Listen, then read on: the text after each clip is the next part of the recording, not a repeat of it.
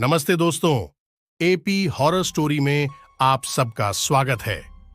यदि आप इस चैनल पर नए हैं तो चैनल को सब्सक्राइब करें, वीडियो को लाइक और शेयर करें और बेल आइकन को दबा दें ताकि आने वाली वीडियो आप देख सके।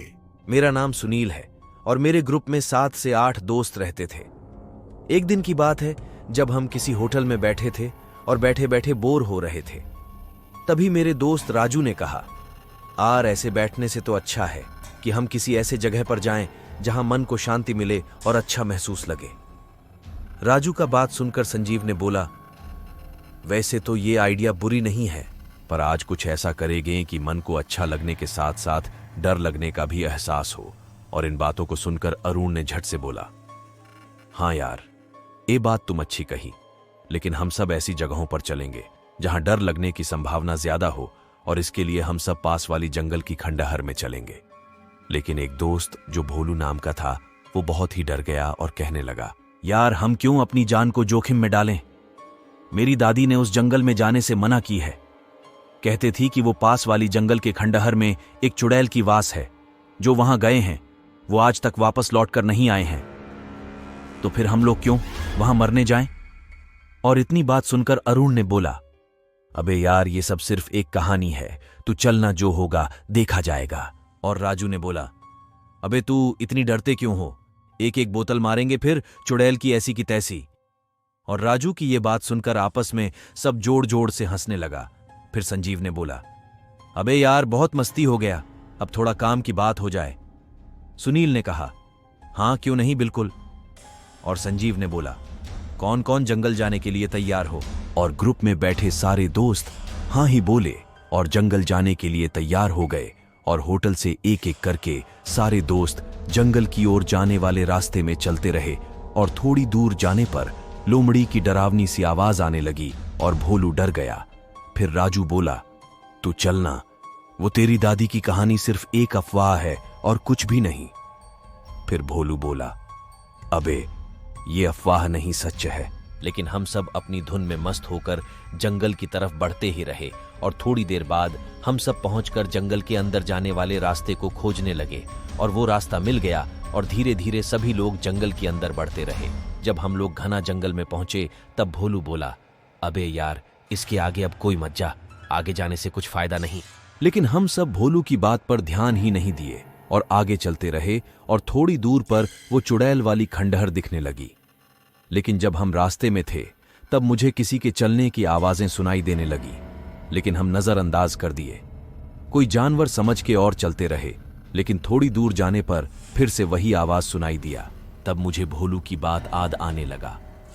कहीं उसकी दादी सच तो नहीं बोल रही थी। और अंदर ही अंदर मुझे डर का एहसास होने लगा। और इतने ही देर में हम सब खंडहर पहुंच गए। फिर हम सब थोड़ी देर के लिए बैठ गए ताकि थकान कुछ कम हो जाए। फिर बैग से पानी की बोतल निकालकर पीने लगे। तभी मुझे वो रास्ते वाली बात याद पड़ा और मैं अरुण और बाकी दोस्त को बताने लगा। लेकिन वो सब मेरे बात को सुनकर जोर जोर से हंसने लगा और कहने लगा, तुम भी भोलू के जैसे ही डरपोक हो। आर जब हम लोग इतनी दूर आ ही गए तो थोड़ी मस्ती करते हैं। ये सब फालतू की बात को छोड़ो और बियर पियो। लो अब हम क्या बोलते, वो मेरे बात को मजाक बना दिया। फिर संजीव और राजू ने कहा, अब हम लोग खंडहर के अंदर जाएंगे और देखेंगे खंडहर की सच्चाई क्या है। लोग इस खंडहर के बारे में सच कहते हैं या सिर्फ एक मनगढ़ंत कहानी है। उसके बाद हम सब जाने एक एक करके खंडहर में चले गए और अपने अपने मोबाइल लाइट जलाकर खंडहर को देखने लगे। और आपस में बात करते हुए हम सब दरवाजे तक पहुंच गए। लेकिन दरवाजे को देखने के बाद हमें ऐसा लग रहा था कि मानो यह दरवाजे वर्षों से बंद पड़े हैं। जब हम लोग दरवाजे को धक्का दिया तब दरवाजे खुला और भोलू तब भी डर के मारे अंदर जाने से मना कर रहा था। लेकिन हम सब उनके बात को नहीं माने और अंदर चले गए। लेकिन आज हमको एहसास हो रहा है कि काश उस दिन भोलू की बात माने रहते। खैर छोड़ो। आगे हम सब लाइट जलाकर दीवारों की तरफ देखें तो वहां किसी औरत की फोटो दिखाई दी और बगल में भी 2-4 फोटो और भी था, लेकिन रात में अच्छे से देख नहीं सके। फिर हम लोग आगे एक कमरा देखें और वही कमरा के तरफ जाने लगे। और तभी ऊपर लटके बल्ब अचानक तेजी से नीचे गिरा और हम थोड़ी चौंक सी गए। और मुझे ऐसा लगने लगा कि हम लोग को अंदर जाने से मना कर रहा हो। उसके बावजूद भी हम सब अंदर जाने लगे और थोड़ी देर बाद बिल्ली रोने की आवाजें सुनाई दी। फिर मुझे धीरे धीरे एहसास हुआ कि कोई तो जरूर है जो हम सबको संकेत दे रही हो। और अब मैं भी भोलू की तरह डरने लगा था और मैं अरुण और बाकी दोस्त से कहा कि अब इससे आगे मत जा, क्योंकि मुझे यहां किसी की होने का एहसास हो रही जो हम लोग को अंदर जाने से सख्त मना कर रही है, और अब मैं इससे आगे नहीं जाने वाला हूं। फिर बाकी लोग बोला, ठीक है, तुम और भोलू यहीं पर रुके रहो, बाकी हम लोग थोड़ी मस्ती करके आते हैं। फिर मैंने बोला, ठीक है, लेकिन सब जल्दी आना, ये जगह कुछ ठीक नहीं है। अब आगे हम और भोलू आपस में बातें करने लगे और समय 1 घंटा हो चुकी थी। तब तक अरुण, संजीव और बाकी दोस्त भी आ गए और मुझे इस बात की डर थी कि किसी के साथ कोई घटना ना हो जाए, लेकिन ऐसा कुछ भी नहीं हुआ। फिर हम सबको वापस घर जाने के लिए कहने लगे और सब जंगल के रास्ते घर पहुंचे और फिर सुबह हुई और मैं, अरुण, संजीव, राजू और भोलू सभी दोस्त एक साथ बैठे और मिलकर नाश्ते भी किए। फिर रात वाली बात भी चली और सारे दोस्त मजे भी उठाए और कुछ दिनों तक सारा चीज अच्छा ही रहा। लेकिन कुछ हफ्तों के बाद अचानक अरुण का मिलना जुलना हम लोग से अलग हो गया और अरुण हम लोग के पास ना ही फोन करता और न ही मिलने को आता। फिर हम बाकी लोग से पूछा कि अरुण ठीक तो है ना, वो कुछ दिनों से नजर नहीं आ रहा है, उसका तबीयत तो ठीक है ना। फिर संजीव बोला, यार 3 दिन पहले ही अरुण ने मुझे फोन किया था, लेकिन उसके बाद उनका पता भी नहीं। फिर हम दोनों अरुण के घर गया और वहां देखें तो मेरी आंखें खुले की खुले रह गईं। मैंने देखा कि कैसे अरुण की मायम ने अरुण को रूम के बाहर ब्रश करवाने के लिए पकड़ कर ला रहे हैं। अरुण का ऐसी हालत देखकर मैं दंग सा रह गया। जो बंदा कुछ हफ्तों पहले पूरी तरह से ठीक था, आज उसे क्या हो गया। उसकी हालत ऐसी हो गई थी कि अरुण अपने पैरों पे खड़े ही नहीं हो सकते थे, मानो कि एकदम अरुण का शरीर गल सा गया था। फिर हम दोनों भागते हुए अरुण के पास गए और हम लोग उसे पकड़ के एक चेयर पे बिठाए और मैं अरुण से पूछा कि अचानक तेरी तबीयत कैसे खराब हुई। तुम तो ठीक था, लेकिन अरुण कुछ बताने ही नहीं चाहता। फिर अरुण की मां रोने लगे और हम लोग उसे समझाने लगे कि अरुण जल्द ही ठीक हो जाएगा, आप नहीं रोइए, हम लोग हैं ना। और फिर हम अरुण की मायम से पूछें कि सब अचानक कैसे हो गया, हम लोग को पता भी नहीं। अब अरुण की मायम ने एक एक करके सारे बात को बताने लगे कि अरुण को एक बार उलटियां आई और 1 दिन बाद अरुण को तेजी से बुखार लग गया। फिर हमने डॉक्टर को बुलाए और डॉक्टर ने अरुण को चेक किया और कुछ दवाएं भी दी, लेकिन अब तक अरुण की तबीयत ठीक नहीं हुई। अब मेरी समझ से सब कुछ बाहर है, अब मैं क्या करूं बताओ। अब मुझे धीरे धीरे सारा मामला समझ में आने लगे। एक बात तो है कि अरुण का तबीयत अचानक खराब होना और दवा खाने पर भी ठीक ना होना। मुझे तो पूरी गड़बड़ ही गड़बड़ लगा, क्योंकि मुझे वह खंडहर वाली बात याद पड़ गई।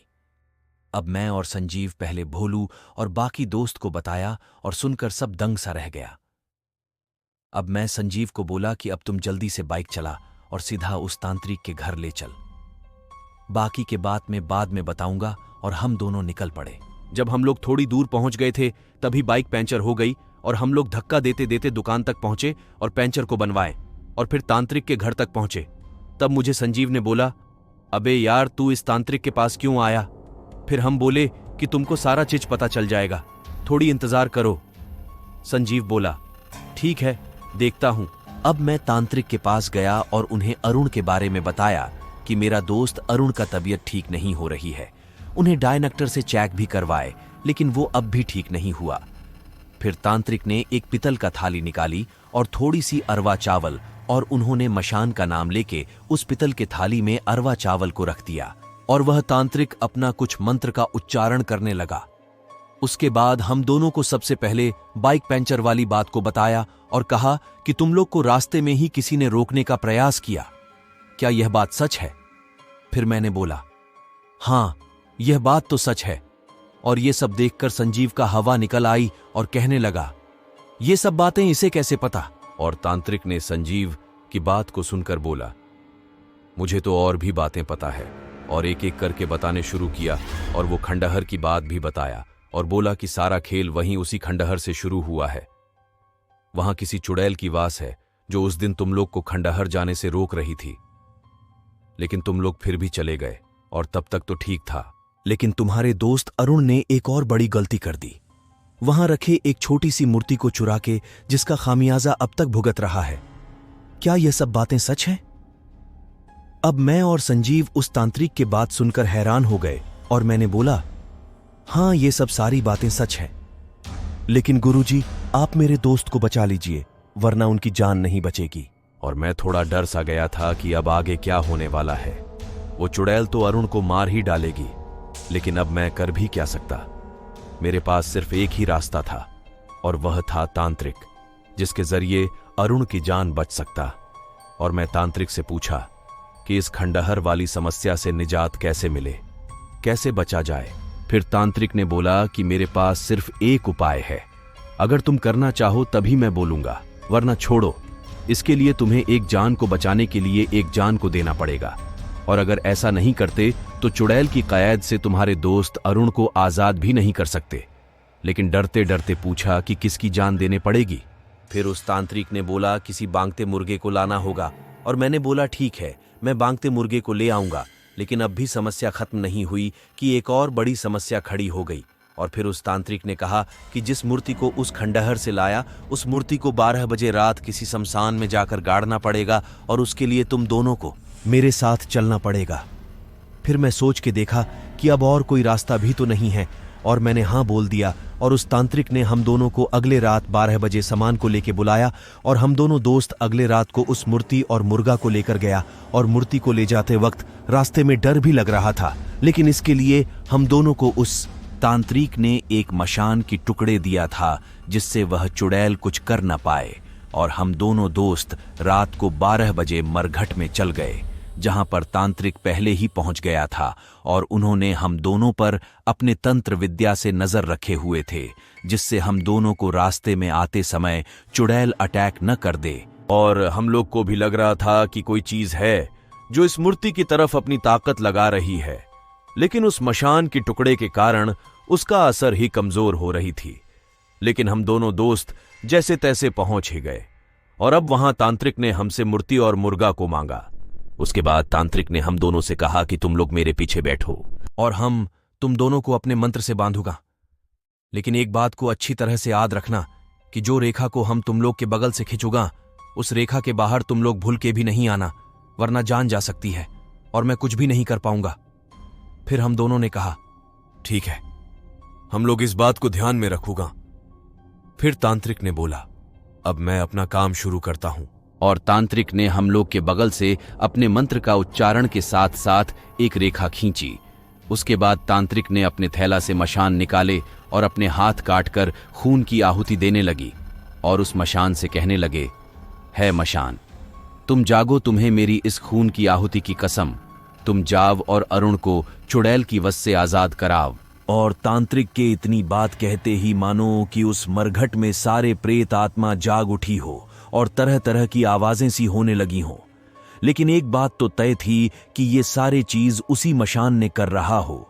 फिर तांत्रिक ने एक घड़ा खोदा और उस घड़े में मूर्ति को रखा, और तंत्र मंत्र का उच्चारण करते हुए उस चुड़ैल से कहने लगा कि तुम अरुण को छोड़ दो, और इसके बदले में तुम्हें तुम्हारी मूर्ति और जान के बदले जान दूंगा। और इतना कहकर तांत्रिक ने मुर्गे को जिंदा अपने मुंह से फाड़ दिया और मूर्ति को जमीन में गाड़ दिया। उसके बाद हम दोनों लोग सुबह में अरुण से मिलने पहुंचे, और वहां देखें कि अरुण बिल्कुल ठीक है, और अब अरुण मुझे सारी बात भी बताई।